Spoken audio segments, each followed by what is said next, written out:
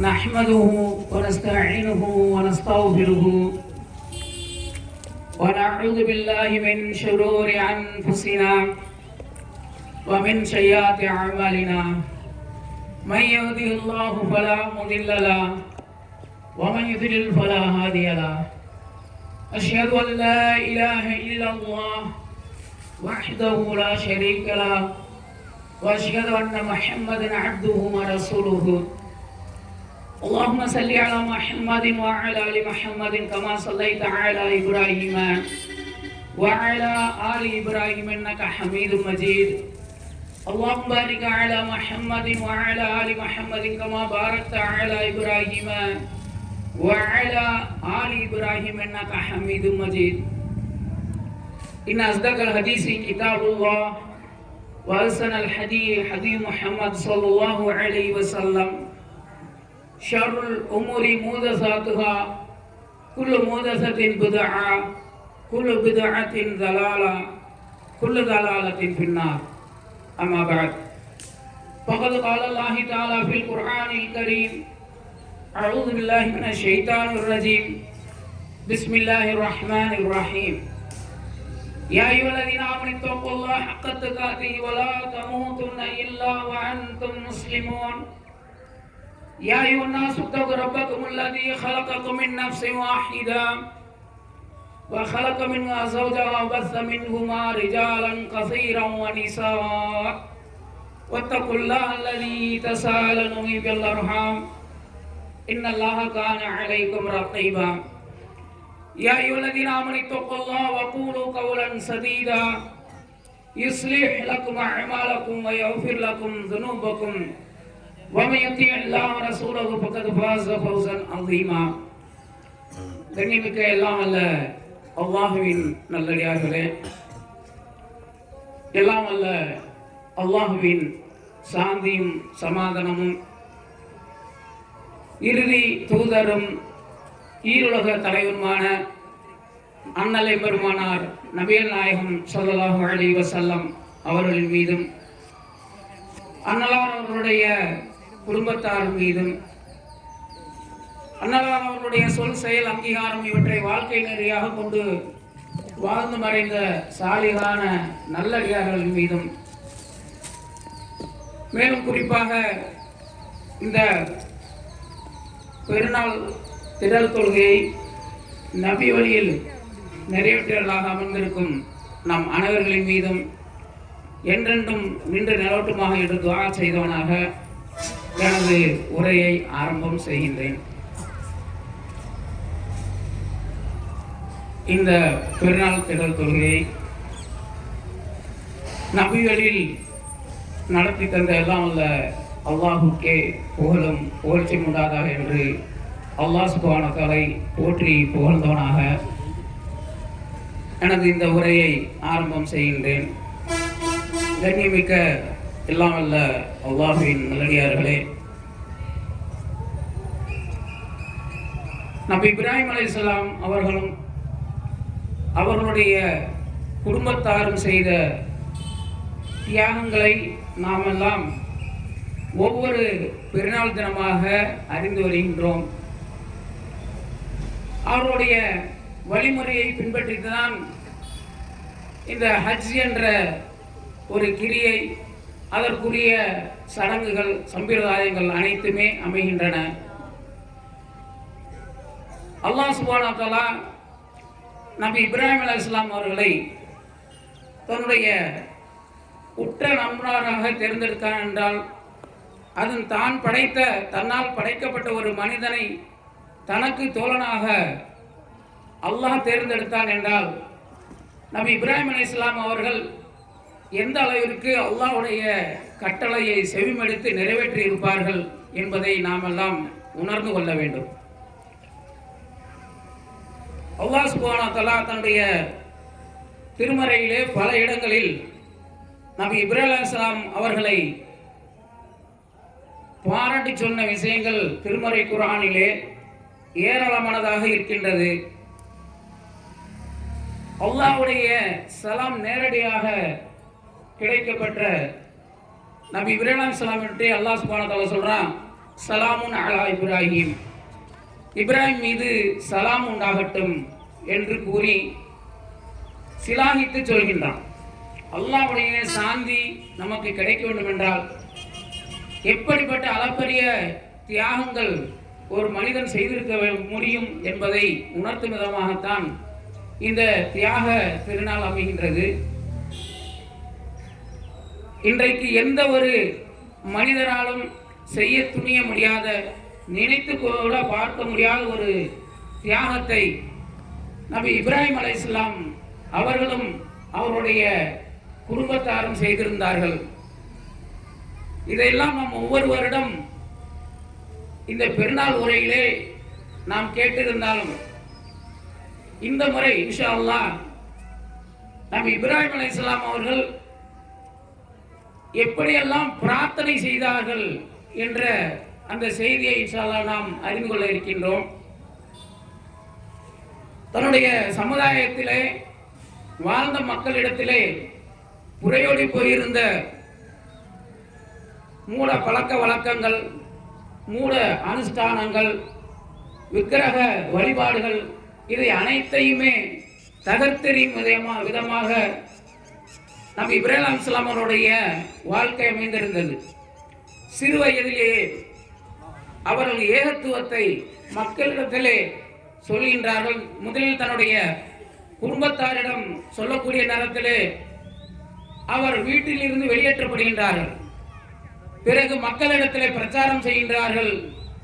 ஒரு இரவிலே அவர்கள் வானத்தில் தோன்றிய நட்சத்திரத்தை பார்த்து சொல்கின்றார்கள், ஹாதா ரப்பி, என்னுடைய இறைவன் இவர்தான் என்று மக்களிடத்தில் பிரச்சாரம் செய்கிறார்கள். சிறிது நேரத்தில் அந்த நட்சத்திரங்கள் மறைந்து விடுகின்றது. அப்ப சொல்றாங்க, மறையக்கூடியவது என்னுடைய இறைவனாக இருக்க முடியாது. பின்னர் சந்திரனை காண்கின்றார்கள். அப்பவும் சொல்றாங்க, ஹாதா ரப்பி, இதுதான் என்னுடைய இறைவன் என்று சொல்கிறார்கள். சந்திரனும் மறைந்து விடுகின்றது. அப்ப சொல்றாங்க, நிச்சயமாக என்னுடைய இறைவன் மறையக்கூடியவனாக இல்லை. மீண்டும் சூரியனை பார்க்கின்றார்கள். இருக்கக்கூடிய கோள்களில் மிகப்பெரிய கோளாக மக்களுடைய பார்வையில் இந்த சூரியன் படுகின்றது. அப்ப சொல்றாங்க, நிச்சயமாக இதுதான் இறைவனாக இருக்க முடியும்னு சொல்லிட்டு, இதுதான் என்னுடைய இறைவன் ஹாதா ரப்பி என்று சொல்கின்றார். அப்போ சூரியனும் மறைந்து விடுகின்றது. அப்போ சொல்றாங்க, நிச்சயமாக என்னுடைய இறைவன் மறையக்கூடியவன் அல்ல என்று சொல்றாங்க. அப்ப இந்த மூன்று விதத்திலும் பார்த்தோம் என்றால் சொல்றாங்க, பலம்மா அஃபல், இது மறையக்கூடியது, நிச்சயமாக மறையக்கூடிய ஒன்று என்னுடைய இறைவனாக இருக்க முடியாது. நிலையாக நிலைத்திருப்பவன் தான் என்னுடைய இறைவனாக இருக்க முடியும் என்று மக்களிடத்திலே பிரச்சாரம் செய்கின்றார்கள். அப்ப நட்சத்திரம் பார்க்கிறார்கள், மறைந்து விடுகிறது. சந்திரனை பார்க்கின்றார்கள், மறைந்து விடுகிறது. சூரியனை பார்க்கின்றார்கள், மறைந்து விடுகிறது. நிச்சயமாக என்னுடைய இறைவன் மறையக்கூடியவனாக இல்லை என்று சொல்லிட்டு சொல்றாங்க, இன்னி வஜியத்து வஜ்ஹில்லதி ஃபத்ர ஸமாவாத்தி வல் அர்த் ஹனீஃபன் வமா அனா மினல் முஷ்ரிகீன். நிச்சயமாக இறைவன் என்பவன் படைத்த ஒருவன் தான். பாக்கி இந்த உலகத்தில் இருக்கக்கூடியது அனைத்துமே அவனால் படைக்கப்பட்டது தான். எனவே படைத்தவனை மட்டுமே நான் வணங்குவேன். இந்த உலகத்தில் இருக்கக்கூடிய எந்த படைப்பினங்களையும் நான் வணங்க மாட்டேன் என்று நபி இப்ராஹிம் அலைஹிஸ்ஸலாம் அவர்கள் டிக்ளேர் செய்கிறாங்க. வானங்களையும் பூமியையும் படைத்தவன் பக்கமே நான் உறுதியாக என்னுடைய முகத்தை திருப்பிக் கொண்டேன். நான் இணை வைப்பனாக ஒருபோதும் இருக்க மாட்டேன் என்று அல்லாஹ்விடத்திலே சத்தியம் செய்கின்றார், உறுதி கூறுகின்றார்கள். அதுபோல் அவர்களுக்கு பல ஆண்டுகளாக குழந்தை பாக்கியம் இல்லை. குழந்தை பாக்கியம் அற்ற நிலையிலே அல்லாஹ் சுப்ஹானஹு வ தஆலாவிடத்திலே பிரார்த்தனை செய்கின்றார்கள், ரப்பி ஹப்லி மினஸ் சாலிஹீன். இன்றைக்கு நாமெல்லாம் கேட்போம், எப்படியெல்லாம் நம்ம கனவு கண்டிருப்போம் என்று பார்த்தோம்னால், கனவு காணுவோம் என்று பார்த்தோம்னால், நமக்கு ஒரு குழந்தை வேண்டும். அந்த குழந்தை ஒரு டாக்டராகவோ ஒரு இன்ஜினியராகவோ அல்லது ஒரு உயர் பதவியில் வைக்கக்கூடியவர்களாக இருக்க வேண்டும் என்று நாமெல்லாம் ஆசைப்படுவோம். ஆனால் இப்ராஹிம் அலைஹிஸ்ஸலாம் எப்படி கேட்டாங்க அப்படின்னு பார்த்தோம்னால், ரப்பி ஹப்லின் மினல் சாலிஹீன், சிறந்த ஒரு சாலிகான குழந்தையாக எனக்கு வேண்டும். மார்க்கத்திலே சிறந்த ஒரு நல்ல பிள்ளை எனக்கு பெற்றணும், எனக்கு அப்படி ஒரு பெற்ற ஒரு பாக்கியத்தை கொடுல்லா என்று அவர்கள் பிரார்த்தனை செய்தார்கள். அப்போ அந்த பிரார்த்தனையோட அந்த வரிகளை நாம் உணர்ந்து கொள்ள வேண்டும். எப்படிப்பட்ட பிரார்த்தனை அவர்கள் செய்தார்கள். அந்த பிரார்த்தனை அவர்கள் அல்லாஹ் எப்படி ஏற்றுக்கொண்டான் என்று பார்க்கக்கூடிய நேரத்தில் அவர்களுக்கு எப்படிப்பட்ட அந்த பாக்கியத்தை வழங்கினான் என்று பார்த்தால் அல்லாஹ் தன்னுடைய திருமறையில சொல்றான், பஷர்நாஹு பி குலாமின் ஹலீம், எனக்கு எப்படிப்பட்ட ஒரு குழந்தை அல்லாஹ் தந்தான் என்று பார்த்தோம் என்றால், அதாவது அவருக்கு பொறுமைசாலியான ஒரு மகனை கொண்டு அல்லாஹ் சுப்ஹானஹு வ தஆலா நன்மாராயம் கூறினான். எப்படிப்பட்ட குழந்தை? பொறுமையான குழந்தை. இந்த உலகத்தில் பார்த்தோம் என்றால் இன்றைக்கு நாமும் நம்மளிடத்திலே குழந்தைகள் இருக்கின்றன. நம்முடைய குழந்தையை அல்லாஹ்வின் பாதையிலே அல்லாஹ்வுடைய கட்டளைக்காக அறுத்து பலியிடு கொடுக்க வேண்டும் என்று ஒருவர் விரும்பினால் தன்னுடைய மகனிடத்தில் சொல்லக்கூடிய நேரத்தில் தனது விருப்பத்தை சொன்னால், அல்லாஹ்வுடைய கட்டளை சொன்னால் எப்படிப்பட்ட நிகழ்வுகள் ஏற்படும் உலகத்திலே நாம் சிந்தித்து பார்க்க வேண்டும். ஆனால் நபி இஸ்மாயில் அலைஹிஸ்ஸலாம் அவர்கள் மிகவும் பொறுமைசாலியாக இருந்தால், ஏனென்றால் அன்னலார் அவர்களுடைய பிரார்த்தனை எப்படி இருந்தது? நபி இப்ராஹிம் அலைஹிஸ்ஸலாம் எப்படி பிரார்த்தனை செய்தார்கள்? எனக்கு சாலிகான குழந்தையை தருவாயாக. அந்த சாலிக் என்ற அந்த வார்த்தையின் பொருளை அப்படியே அல்லாஹ் பிரதிபலிக்கும் விதமாக பொறுமையான ஒரு மகனை கொடுத்து நன்மாராயம் கூறுகின்றான். அவர்கள் பிறகு பார்த்தோம் என்றால் அவர்களுடைய வாழ்க்கையிலே பல சம்பவங்கள் நடக்கின்றது. அறுத்து பலியிட துணிகிறார்கள். அதற்கு பகரமாக அல்லாஹ் ஒரு பலிப்புராணியை கொடுக்கின்றான் என்ற வரலாறுலாம் நமக்கு தெரியும். அப்போ அடுத்து கேட்கிறாங்க என்ன அப்படின்னாக்க, அதோடு விட்டு விடவில்லை. என்ன சொல்றாங்க? கால இன்னி ஜாயிலுக்கள் இன்னாசி இமாமா, எனக்கு பிறகு இந்த மக்களுக்கு நான் உண்மை அல்லாஹ் சுப்ஹானஹு வ தஆலா சொல்லக்கூடிய அந்த விஷயம் என்ன அப்படின்னா, நிச்சயமா நான் உண்மை இந்த மக்களுக்கு தலைவராக ஆக்கின்றேன். ஏனென்றால் அல்லாஹ் அவருடைய பிரார்த்தனை எப்படி இருந்தது என்று பார்த்தோம் என்றால், அவர் என்ன பிரார்த்தனை செய்தாங்க? காலவமின் துர்ரியத்தி, இந்த குழந்தையை கொடுத்து விட்டார், சாலிவான குழந்தை, இனி என்னுடைய வழித்தோன்றல்கள் மூலமாக நீ சிறந்த மக்களை எனக்கு தருவாயாக, நபிமார்களை தருவாயாக என்று பிரார்த்தனை செய்தார்கள். அந்த பிரார்த்தனையும் அல்லாஹ் சுப்ஹானஹு வ தஆலா ஏற்றுக்கொண்டான். அதோடு இல்லாமல் நமக்கெல்லாம் தெரியும், தான் பெற்ற அந்த பச்சிளம் குழந்தை தன் மனைவியோடு கொண்டு பாலைவனத்தில் விடுகின்றார்கள். விட்டு பிரார்த்தனை செய்கின்றார்கள். என்ன பிரார்த்தனை செய்கிறார்? இறைவா, இந்த பட்டணத்தை பாதுகாப்பான இடமாக ஆக்கி வைப்பாயாக. இதில் வசிப்போர் யார் அல்லாஹ்வையும் இறுதி நாளை நம்புகிறார்களோ அவர்களுக்கு பல வகை கனிவர்க்கங்களை நீ தந்தருவாயாக. முதல்ல பார்த்தோம்னா அபயமளிக்கக்கூடிய ஒரு ஊராக இந்த ஊரை ஆக்குவாயாக. அபயமளிக்கக்கூடியது என்று பார்த்தோம் என்றால் இப்போ இருக்கக்கூடிய இப்படிப்பட்ட நகரம் அல்ல. அந்த காலகட்டத்தில் எதுவுமே இல்லாத என்ன வெறும் நரிகளும் இன்னதொரு பாலைவன விலங்குகளும் வசிக்கக்கூடிய ஒரு பொட்டல், எப்படின்னா வெட்ட வெளியாக இருந்தது. ஒரு மணல், எங்க பார்த்தாலும் மணல் குன்றுகள், திறந்த ஒரு பாலைவனம், ஆபத்தை விளைவிக்கக்கூடிய விலங்குகள் இருக்கக்கூடிய ஒரு இடமாக இருந்தது. அந்த இடத்திலே தன்னுடைய மக்களையும் மனைவியும் கொண்டு விட்டுவிட்டு வருகிறார்கள். அப்ப அல்லாஹ் இடத்துல பாதுகாப்பு சொல்ல கேட்கிறாங்க, இந்த ஊரை மக்களுக்கு அபயமளிக்க கூடிய ஒரு ஊராக ஆக்குவாயாக என்று பிரார்த்தனை செய்கின்றார்கள். இப்ப நம்மளுடைய பிரார்த்தனை செய்வா எப்படி நம்ம பார்ப்போம் அப்படின்னாக்க, இப்படி கொண்டு போய் விட்டுட்டு நாம ஒரு பிரார்த்தனை செய்ய முதல்ல கொண்டு விடுவோமா அப்படிங்கிறத நம்ம யோசனை பண்ணி பார்க்கணும். அல்லாஹ்வுடைய கட்டளை அப்படின்னா அப்படியே அவர்கள் என்ன செய்தாங்க? அடி விழுந்தாங்க. அஸ்லம் லில்லாஹி ரப்பில் ஆலமீன். அஸ்லம் அல்லாஹ் சொல்றான், எனக்கு கீழ்ப்படி அப்படி சொன்னோன்னு உடனே சொல்றாங்க, அகிலத்தின் இறைவனாகிய அல்லாஹ் ஒருவனுக்கே நான் கீழ்ப்படிந்தேன் என்று சொல்றாங்க. அஸ்லம் லில்லாஹி ரப்பில் ஆலமீன் அப்படின்னு சொல்றாங்க. அப்படிப்பட்ட ஒரு மிகச்சிறந்த ஒரு நபியான இப்ராஹிம் அலைஹிஸ்ஸலாம் அவர்கள் பிரார்த்தனைக்கு மேல் பிரார்த்தனை செய்கிறாங்க. இந்த மக்காவை சமாதானம் உள்ளதாய் அச்சம் தீர்ந்ததை ஆக்குவாயாக. என்னையும் என் மக்களையும் சிலைகள் நாங்கள் வழங்கிலிருந்து நீ காப்பாற்றுவாயாக. எப்படி என்று பார்த்தோம் என்றால் அன்னலார் அவருடைய காலகட்டத்திற்கு பிறகு என்னாச்சு அப்படின்னு பார்த்தோம் என்றால், மக்கள் எல்லாம் அந்த பாலைவன பிரதேசத்திலே குடியேறுகின்றார்கள். பின்னர் அவரிடத்தில் இருக்கக்கூடிய வணக்க வழிபாடுகள் விக்கிரக வழிபாடுகளாக இருந்தது. அப்படிப்பட்ட அந்த இணை வைக்கக்கூடிய அந்த நிலையில் இருந்தெல்லாம் என்னையும் என்னுடைய சமுதாயத்தையும் காப்பாற்றுவாயாக என்று அவர்கள் பிரார்த்தனை செய்தார்கள். அதுபோல கூடுதலாக ஒரு பிரார்த்தனை செய்கிறாங்க, என்னுடைய வதுரியத்தை, என்னுடைய வழித்தொண்டர்களில் இருந்து சிறந்த நன்மக்களை ஆக்குவாயாக சொல்லக்கூடிய நேரத்தில் அவர்கள் வழியாக வந்தது அந்த உலக மக்கள் அனைவர்களுக்கும் மிக சமாதானமாக ஒரு நபியாக வந்தவர் தான் முகமது நபி ஸல்லல்லாஹு அலைஹி வஸல்லம் அவர்கள். இப்ராஹிம் அலைஹிஸ்ஸலாமுடைய வழித்தோன்றல்களில் இறுதி நபியாக வந்தவர் தான் நபி இப்ராஹிம் அலைஹிஸ்ஸலாம். ஏனென்றால் அன்னலார் அவருடைய பிரார்த்தனை எப்படி இருந்தது? நபி இப்ராஹிம் அலைஹிஸ்ஸலாம் அவர்கள் எப்படி பிரார்த்தனை செய்தார்கள்? என்னுடைய சமுதாயத்தில் எனக்கு வரக்கூடிய பிறகு வந்திருக்கக்கூடிய சந்ததியினரை சிறந்த சாலிகான மக்களாக நீ ஆக்குவாய் என்று பிரார்த்தனை செய்தார்கள். அந்த வகையிலே அன்னலாருடைய அந்த பிரார்த்தனையை அல்லாஹ் சுப்ஹானஹு வ தஆலா ஏற்றுக்கொண்டான். அப்போ சொல்றாங்க சங்கையான அந்த எப்படிப்பட்ட ஒரு நிலம் அப்படின்னா, விவசாயத்திற்கே தகுதியற்ற ஒரு நிலத்திலே ஒரு மக்களை குடியேற்ற வேண்டும் என்றால் அந்த இடத்துல என்ன உண்பார்கள் நம்ம சிந்திச்சு பார்க்க வேண்டும். ஒரு பாலைவன பிரதேசம், எது முளையாது, ஒட்டகம் தான் இருக்கும், அதற்குரிய உணவு கிடைக்கும், நரிகளும் இந்த மாதிரி ஓநாய்களும் இருக்கக்கூடிய இடம். அப்படி இருக்கக்கூடிய இடத்துல விவசாயத்திற்கு தகுதியற்ற ஒரு நிலத்திலே இவர்கள் பிரார்த்தனை செய்தாங்க. எப்படிப்பட்ட பிரார்த்தனை என்று பார்த்தாங்கன்னா, விவசாயமே இல்லாத இந்த பள்ளத்தாக்கில் எங்கள் இறைவனே, தொழுகையில் அவர்கள் நிலைநாட்டுவதற்காக குடியிருக்கின்றேன்.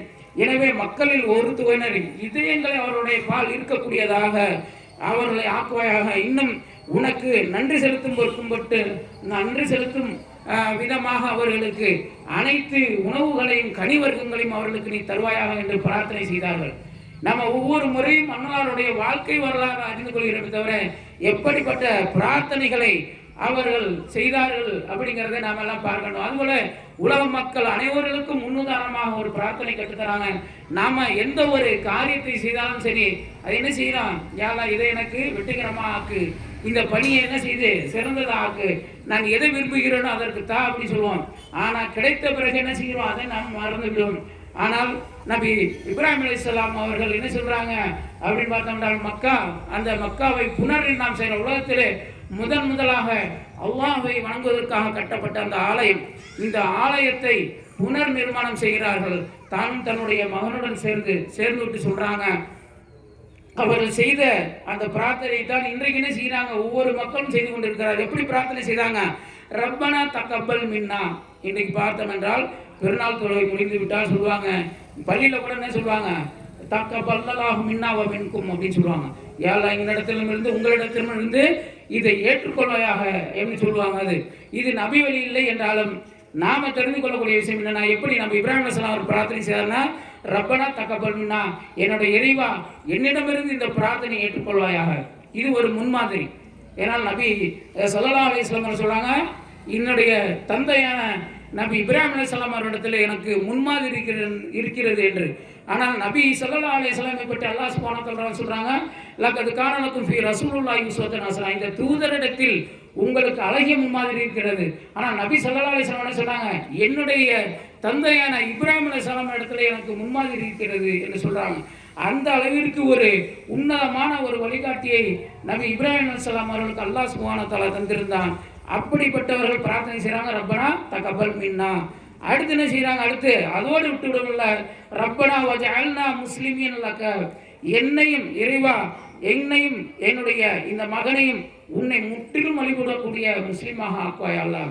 கலப்பிடம் இல்லாதபடி இன்றைக்கு பார்க்கும் எல்லாருமே லா இலாஹ இல்லல்லாஹ் ஏகத்துவ கலிமாவை மொழிந்த வண்ணமாகத்தான் எல்லாரும் இருக்கின்றோம். அனைத்து முஸ்லீம்களுமே ஏகத்துவ கலிமா லா இலாஹ இல்லல்லாஹ். ஆனால் அவருடைய செயல்பாடுகள் எப்படி இருக்கிறது, வணக்கத்தில் அல்லாஹ்வை தவிர யாரையும் வணங்க மாட்டேன்னு சொல்லக்கூடிய நேரத்தில் இன்றைக்கு விக்கிரக வழிபாடுகள் அவர்கள் நிப்பாட்டி வச்சு வணங்குறாங்க. நம்மளுடைய சமுதாய மக்கள் அவர்களை படுக்கையாக்கி வைத்து வணங்கக்கூடிய ஒரு நிலையெல்லாம் பார்க்கின்றோம். எங்கே பார்த்தாலும் கபரஸ்தான், எல்லாம் படுத்து கிடக்க அத்தனை பேருக்கும். அல்லாஹ் சுப்ஹானஹு வ தஆலா சொல்லக்கூடிய விஷயம் என்ன, படைத்தவனை வணங்கு, படைப்பினங்களை வணங்கக்கூடாது. படைப்பினங்களை யார் வணங்குகிறாரோ அவர் அல்லாஹ்வுக்கு நிச்சயமாக இணை வைத்து விட்டார் என்று எச்சரிக்கை செய்யக்கூடிய நேரத்தில் படைப்பினங்களை, அதுவும் இந்த உலகத்தில் வாழ்ந்து மறைந்து போன மக்கி மண்ணாக போன ஒருவரை என்ன செய்யறாங்க, படுக்க வைத்து வணங்கக்கூடிய ஒரு நிலை நம்மளுடைய சமுதாயத்தில் இருந்து கொண்டிருக்கிறது. எப்படிப்பட்ட தூய்மையான பிரார்த்தனை செய்தாங்க, ரப்பனா வஜஅல்னா முஸ்லிமன் லக, அதுவும் சொல்லிட்டு அடுத்து என்ன சொல்றாங்க, வமின் துர்ரியத்தினா, என்னுடைய சமுதாயத்தையும் அதே போல ஆக்குன்னு சொல்லிட்டு சொல்றாங்க. வமின் துர்ரியத்தினா உம்மத்தன் முஸ்லிமன் லக, எங்களை மட்டும் முஸ்லீமாக இல்லை, எங்களுடைய சந்ததியினர் அனைத்தருமே நீங்கள் முஸ்லீமாக ஆக்குவாயா அல்லாஹ் என்று பிரார்த்தனை செய்கிறாங்க. அரினா மனாசிக்கனா வத்துபலைனா, நாங்கள் உன்னை வழிபடும் வழிகளையும் அறிவித்து அருள்வாயாக, எங்களுக்கு அந்த தொழுகை முறையை நீ கற்றுத்தருவாயாக என்று சொல்லிட்டு சொல்றாங்க. அடுத்து எங்களுடைய பிழைகளை நீ பொறுப்பாயாக என்று பிரார்த்தனை செய்கிறாங்க. அப்போ நம்மளுடைய பிரார்த்தனை எப்படி இருக்கணும், நம்மளுடைய சமுதாயத்திற்காக. ஏன்னா அல்லாஹ் சுப்ஹானஹு வ தஆலா தன்னுடைய திருமறையில் எச்சரிக்கையும் செய்யக்கூடிய ஒரு விஷயம் என்ன அப்படின்னு பார்த்தோம் என்றால், பெருநாள் திடல் தொழுகை வசூல் 8060 ரூபாய். அல்ஹம்துலில்லாஹ். எப்படி பிரார்த்தனை செய்யறாங்க அப்படின்னு பார்த்தா, இன்னக்காந்த தவ்வாபுர் ரஹீம், பாவங்களை மன்னிக்கக்கூடியவனா இருக்கின்றார். என்னையும் என்னோட மகனையும் நீ தொழுகையாளி ஆக்குவாயல்லா, என்னுடைய சந்ததிகளையும் நீ உன்னை வணங்கக்கூடியவர்களாக ஆக்குவாயல்லா என்று பிரார்த்தனை செய்துவிட்டு என்ன சொல்றாங்க, அரினா மனாசிக்கனாவத்து வளையினா, எங்களுக்கு தொழுகை முறைகளையும் நீ கற்றுத்தருவாயாகலா, எங்களுடைய பாவங்களை மன்னிப்பாயாக என்று பிரார்த்தனை செய்கிறார்கள். இன்றைக்கு எத்தனை பேர் நம்ம சரியாக தொழுகிறோம் என்று நாம் எல்லாம் சிந்தித்து பார்க்க வேண்டும். ஏன்னா நாம் வந்த வழிமுறைகள் எப்படி இருக்கிறது? ஒரு இறைவன், ஒரே வேதம், நமக்கு அல்லாஹ் வழங்கிய அந்த நம்மளுடைய சமுதாயத்திலிருந்து தேர்ந்தெடுக்கப்பட்ட ஒரே தூதர் அப்படிங்கிறப்ப 4 வழிமுறைகள் எப்படி நம்மளுடைய வணக்க வழிபாடுகள் இருக்கும் அப்படின்னு சிந்தித்து பார்க்க வேண்டும். சாஃபி அவர் ஒரு மாதிரியா தொழுகிறார், அனஃபி ஒரு மாதிரியா தொழுகிறார், ஹம்பலி ஒரு மாதிரியா தொழுகிறார், மாலிக் ஒரு மாதிரியா தொழுகை முறைகளை கற்றுத்தருகிறார். ஒரு இறைவன், ஒரு வேதம், நமக்கு வழங்கப்பட்ட நபி ஒருவர். அப்ப தொழுகை முறையும் ஒன்றாகத்தானே இருக்க முடியும். அதனால தான் நம்ம என்ன செய்யறோம், நபி வழி தொழுகை என்று இருக்க சொல்கிறோம். நமக்கு மட்டும் புதுசாக அல்லாஹ்வால அனுமதிக்கப்பட்டதா, நமக்கு புது தனி குர்ஆன் இறங்கினதா, புது நபி வந்தாங்களா? இல்லை, ஒரே இறைவன் தான். அந்த ஒரே இறைவன் ஒரே தூதரை தான் நமக்கு இறுதியாக அனுப்பினான். நம்மளுடைய சமுதாயத்துக்கு பல தூதர்களை அனுப்பியிருந்தாலும் நம்மளுடைய சமுதாயத்திற்கு ஒரே அந்த தூதர் தான். அவருக்கு வழங்கப்பட்ட வேதம் ஒன்று தான். அந்த ஒன்றில் அப்படிங்கிறப்ப அதுதான் உலக பொதுமறையாக இருக்கின்றது. அப்படிங்கிறப்ப எல்லாமே ஒன்று அப்படிங்கிறப்ப தொழுகை முறை மட்டும் 4 நிச்சயமா இருக்கிறாது, அது ஒன்றாகத்தான் இருக்க முடியும் என்பதுதான் நபி ஒளி தொழுகை என்று நாம் போடுகின்றோமே தவிர வேறு எந்த மார்க்கத்தில் ஒரு புதிதாக ஒன்று அப்படி நம்ம செஞ்சோம் அப்படின்னாங்க அது பிதத்தாக மாறிடும். இன்றைக்கு பல பார்க்கிறோம். இன்றைக்கு தெளிவாக தெரியக்கூடிய அனைத்து ஹதீஸ்களிலும் பார்க்கின்றோம். 7 தக்பீர்கள் சொன்னார்கள் முதல் ரக்காத்திலே, 2வது ரக்காத்திலே 5 தக்பீர்கள் கூடுதலாக நபி ஸல்லல்லாஹு அலைஹி வஸல்லம் சொன்னார். பல ஹதீஸ்கள் ஏற்கனவே சஹீஹான ஹதீஸ், சஹீஹ் சித்தா என்று சொல்லக்கூடிய 6 ஹதீஸ் கிரந்தத்திலும் இடம்பெற்றிருக்க ஒரே ஹதீஸ் என்ன அப்படின்னா 7 கூடுதலான 7 தக்பீர் 5 தக்பீர்கள் அப்படிங்கிறது. ஆனால் இன்றைக்கு அப்படியே நடைமுறையை மாற்றி இன்றைக்கு அவர்கள் பிதஅத் ஜமாத்தாக இருக்கக்கூடிய நிலையை பார்க்கின்றோம். அதாவது எப்படின்னா சுன்னத் ஜமாத் சொல்லுவாங்க, சுன்னத்தை பின்பற்ற யார் சரியான சுன்னத்தை பின்பற்றுகிறார் அவர்கள் தான் சுன்னத் ஜமாத். சுன்னத் ஜமாத்தில் பார்த்தோம் அப்படின்னா இன்றைக்கு 5 தக்பீர்கள் கூடுதலாக, 2வது ரக்காத்திலே 3 தக்பீர்கள். இது எந்த வழி நம்ம சிந்தித்து பார்க்க வேண்டும். நபி ஸல்லல்லாஹு அலைஹி வஸல்லம் அவர்கள் இப்படியா நமக்கு வழிகாட்டி தந்தார்கள். எப்படி ஒவ்வொன்றிலும் பார்த்தாங்க. நபி ஸல்லல்லாஹு அலைஹி வஸல்லம் ஒரு சின்ன விஷயத்தை கூட இந்த உலகத்தில் விடல. அல்யௌம அக்மல்து லக்கும் தீனுக்கும், இன்றைக்கு இந்த மார்க்கத்தை நான் பூர்த்தி செய்து விட்டேன்னு சொல்றாங்க. அதாவது அறியாமை காலத்து மூட பழக்கங்கள் அனைத்தையுமே நம்முடைய காலங்களில் போட்டு புதைத்து விட்டேன்னு சொல்றாங்க. அல்லாஹ் சுப்ஹானஹு வ தஆலா அன்னலார் அவருடைய அந்த வார்த்தையை கொண்டுதான் என்ன செய்யறான், இன்றைக்கு இந்த மார்க்கம் பூர்த்தி செய்யப்பட்டு விட்டது. அப்ப இதெல்லாம் இப்ப செய்யக்கூடிய அந்த மார்க்கம் பூர்த்தி செய்யப்பட்ட மார்க்கத்திலே புதிதாக ஒன்றை செய்தால் அது நிச்சயமா பிதஅத் ஆகும். எல்லா பிதஅத்தும் என்ன செய்யும் அப்படின்னா வழிகேடாகும். ஒவ்வொரு வழிகளும் இறுதியில கொண்டு இங்க நரகத்தில் கொண்டு சேர்க்கும் என்று எச்சரிக்கை செய்திருக்கிறாங்க. அப்படிங்கிறப்ப அந்த எச்சரிக்கையை ஏற்று செயல்படுத்தக்கூடிய நன்மக்களாக நாமெல்லாம் ஆக வேண்டும் அப்படிங்கிற ஒரு நியத்தை நம்மளுடைய ஒவ்வொருவருடைய உள்ளத்திலும் நாம பதிய வைத்துக் கொள்ள வேண்டும். அதுபோல நபி இப்ராஹிம் அலைஹிஸ்ஸலாம் அவர்கள் இதோடு மட்டுமல்லாமல் தன்னுடைய குடும்பத்தாரையும் தொழக்கூடியவர்களாக ஆக்கு என்று பிரார்த்தனை செய்கிறாங்க. அடுத்து சொல்றாங்க, எல்லா புகழும் அல்லாஹ் ஒருவனுக்கே உரித்தாது என்று சொல்லிட்டு எனக்கு முதுமையில இஸ்மாயிலும் இஸ்ஹாக்கையும் புதல்வனாக அளித்த அல்லாஹ்வுக்கு நன்றி என்று பிரார்த்தனை செய்தார். இது நம்மளுக்கு வழிமுறை. ஒரு பிரார்த்தனை கேட்க வேண்டும், அதில் நன்மை கேட்க வேண்டும். நன்மை நம்மளுக்கு கிடைத்து விட்டால் ரப்பனா தகப்பல் மின்னா, நம்ம எதை நாடுகிறோமோ இதை ஏற்றுக்கொள்ள, என்னுடைய பிரார்த்தனை ஏற்றுக்கொள் என்று சொல்ல வேண்டும். நமக்கு கேட்டது கிடைத்து விட்டால் அல்லாஹ்வுக்கு நன்றி சொல்ல வேண்டும். அனைத்திலுமே நம்ம நபி இப்ராஹிம் அலைஹிஸ்ஸலாமுடைய முன்மாதிரி நமக்கு இருக்கின்றது. அல்ஹம்துலில்லாஹ் இல்லதி, நமக்கு கட்டுத்தராங்க. அல்ஹம்துலில்லாஹ் இல்லதி, எல்லா புகழும் அல்லாஹ் ஒருவனுக்கு. ஒரு நாம எதை நாடுகிறோம் அல்லாஹ்விடத்தில் கேட்டு பிரார்த்தனை செய்கிறோமோ அது கிடைத்து விட்டால் அல்ஹம்துலில்லாஹ் சொல்றோம். ஒரு பொருளை இழந்து விடுகின்றோம், கிடைத்து விட்டால் அல்ஹம்துலில்லாஹ் சொல்றோம். இன்னும் என்னென்ன நமக்கு பசியை போக்குவதற்கு உணவு கிடைக்கின்றது, உணவு கிடைத்தோம்னா அல்லாஹ்வுக்கு நன்றி செலுத்த வேண்டும். தாகத்தை தீர்ப்பதற்கு நம்ம தண்ணீர் கிடைக்கின்றது, நம்மளுக்கு தண்ணீர் கிடைத்த உடனே அது குடித்த பிறகு பருகிய பிறகு அல்லாஹ்வுக்கு நன்றி செலுத்த வேண்டும். நமக்கு இப்படிப்பட்ட வசதியான ஒரு வாழ்க்கை அல்லாஹ் சுப்ஹானஹு வ தஆலா தந்திருக்கின்றான், அதற்காக நாம் நன்றி செலுத்தணும். நபிகள் நாயகம் ஸல்லல்லாஹு அலைஹி வஸல்லம் சொல்றாங்க, ஒரு மனிதன் இந்த உலகத்தில் வாழக்கூடிய நேரத்தில் ஒவ்வொரு மூட்டிற்கும் அவன் அனுதினமும் அல்லாஹ்வுக்கு நன்றி செலுத்தக்கூடியவனாக, அல்லாஹ்வை நினைவு கூறக்கூடியவனாக இருக்க வேண்டும் என்று பார்த்தோம் என்றால் நாம எத்தனை பேர் அல்லாஹ்வுக்கு அனுதினமும் நன்றி செலுத்துகிறோம் என்று நமக்கெல்லாம் சிந்தனை செய்ய. நபி இப்ராஹிம் அலைஹிஸ்ஸலாம் இடத்திலே அழகான இந்த முன்மாதிரி நமக்கு இருக்கின்றது. எனவே நம்மளுடைய அனைத்து பிரார்த்தனைகளுமே அதற்கு அல்லாஹ்விடத்திலே எப்படி கேட்க வேண்டும் என்று வலியுறுத்தி சொல்றாங்க. கிடைத்த பிறகு அல்லாஹ்வுக்கு எப்படி நன்றி செலுத்த வேண்டும் அப்படிங்கிறது சொல்றாங்க. அதுபோல தன்னை மட்டும் கேட்கவில்லை, தனக்கு பின்னால் வரக்கூடிய சந்ததிகளும் இறைவனை மட்டுமே வணங்கக்கூடிய ஒருவரும் வினைவைத்து விடக்கூடாது என்ற ஒரு சிந்தனையில ஒரே எப்படி கேட்கிறாங்க, அந்த ஒரே இறைவனை வணங்கக்கூடிய சந்ததிகளாக அடுத்து இன்னொன்று காட்டு தராங்க. எங்களுடைய இறைவா, என்னையும் என் பெற்றோர்களையும் மூமின்களையும் கேள்வி கணக்கு கேட்கும் நாளில் மன்னிப்பாயாக என்று சொல்றாங்க. இது நம்மளுக்கு இறைவனிடத்தில் கேட்கக்கூடிய ஒரு அழகான ஒரு பிரார்த்தனை நம்மளுக்கு கட்டுத்தராங்க. ரப்பனா ஃபிர்லனா வலிவாலிதைய வலில் மூமின யௌமல் யகூமுல் ஹிசாபா. ஹிசாபு அதாவது கணக்கு வழக்கு கேட்கப்படக்கூடிய அந்த நாட்களில் எங்களை மன்னித்தருவாயாக. நாம் எத்தனை பேர் கேட்டிருக்கோம் சிந்திச்சு பார்க்கணும். ஏன்னா அந்த நம்மளுடைய இறுதி நாள் அன்று கேள்வி கணக்கு கேட்கப்படக்கூடிய நாள் அப்படிங்கிறது ஒவ்வொருத்தரும் பதறி தன்னுடைய நிலைமை என்ன ஆகுமோ என்று ஒவ்வொருத்தரும் வருந்தி இருக்கக்கூடிய ஒரு நேரம். அப்படிப்பட்ட அந்த நேரத்திலே நம்மளுடைய பாவங்கள் மன்னிக்கப்பட வேண்டும் என்று நம்மளுக்கு இப்ராஹிம் அலைஹிஸ்ஸலாம் அவர்கள் கற்றுத்தராங்க. அப்படிப்பட்ட நாளிலே நம்ம என்ன செய்யணும், அவர்களிடத்தில் அல்லாஹ்விடத்திலே பிரார்த்தனை செய்ய வேண்டும் என்று நமக்கு நபி இப்ராஹிம் அலைஹிஸ்ஸலாம் அவர்கள் நம்ம கற்றுத்தராங்க. இப்படிப்பட்ட பல என்ன நம்ம பார்க்கின்றோம், தன்னுடைய தந்தையார் எப்படிப்பட்ட ஒரு சிலை வணக்கத்திலே ஊறி போனவர், அவருக்காக நான் பிரார்த்தனை செய்யும் சொல்லக்கூடிய நேரத்தில் அல்லாஹ் அந்த ஒரு விஷயத்தை மட்டும் மறுத்து வருகின்றான். ஏனென்றால் இணை வைப்பவருக்கு ஒருபோதும் இதில் நம்ம தெரிஞ்சக்கூடிய ஒரு விஷயம்தான், நம்முடைய பெற்றவர்களாக இருந்தாலும் சரி, நாம் பெற்ற பிள்ளைகளாக இருந்தாலும் சரி, நம்மளுடைய இரத்த பந்த உறவுகளாக இருந்தாலும் சரி, எப்படிப்பட்ட நன்மக்களாக அவர் உலகத்தில் வாழ்ந்திருந்தாலும் சரி, இணை வைப்பு அப்படிங்கிற ஒரே ஒரு காரியத்தை செய்தால் அவர்கள் அனைத்து நல்லறங்களுமே இந்த உலகத்திலேயே அழிந்துவிடும். மறுமையில் அவர்கள் நஷ்டவாளிகள் தான், நரகத்தினுடைய அடித்தட்டிலே தூக்கி வீசிவிடும் என்று அல்லாஹ் சுப்ஹானஹு வ தஆலா எச்சரிக்கை செய்தான். எனவே நம்ம இப்ராஹிம் அலைஹிஸ்ஸலாம் அவர்கள் இன்னும் நிறைய பிரார்த்தனைகள் நமக்கு கற்றுத்தராங்க. எனவே அந்த திருக்குரானை எடுத்து நீங்கள் பார்த்தீங்க அப்படின்னா இப்ராஹிம் அலைஹிஸ்ஸலாமுடைய வாழ்க்கை வரலாறுல எப்படிப்பட்ட அதனால தான் அல்லாஹ் சுப்ஹானஹு வ தஆலா சொல்றான், உற்ற நண்பன் என்று சொன்னான். இத்தகத்தை இல்லா கலீலன்னு சொல்றான், இத்தகத்தை இப்ராஹிம் இல்லா கலீலா.